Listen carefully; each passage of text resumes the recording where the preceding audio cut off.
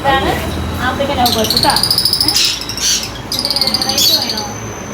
ഇതിന് സീഡ് കഴിക്കാൻ പറ്റുന്ന വന്നിട്ട് ഇതില്ലേ, സൺഫ്ലവർ സീഡില്ലേ, സൂര്യകാന്തിൻ്റെ വിത്ത്, അതാണ് കഴിക്കുക കേട്ടോ.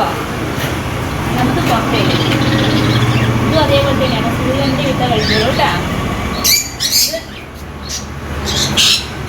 സൺഫ്ലവർ പറയും, പൈനാപ്പിൾ കുണൂറ്, സൺഫ്ലവർ എന്ന് പറയും. ഇതിൽ തീറ്റ വന്നിട്ട് മിക്സഡ് ഉള്ളതാണ്. മിക്സഡ് മീൻസ് വെജിറ്റബിൾ വിത്തുകളില്ലേ, കുമ്പളങ്ങ, ചൊരക്ക, അങ്ങനെ വിത്തുകൾ, പലവിധം വിത്തുകളാണ് ഇത് കഴിക്കാറ്.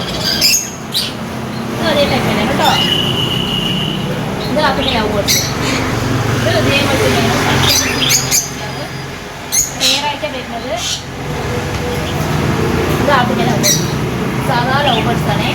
ഇത് നമ്മൾ തീറ്റ വന്നത് തേന കൊടുക്കും. പിന്നെ തുളസിയില കൊടുക്കുക, പനിക്കൂർക്ക, അതിൻ്റെ ഇല കൊടുക്കുക. നല്ലതാണ് അത് കൊടുത്തിട്ടുണ്ടെങ്കിൽ.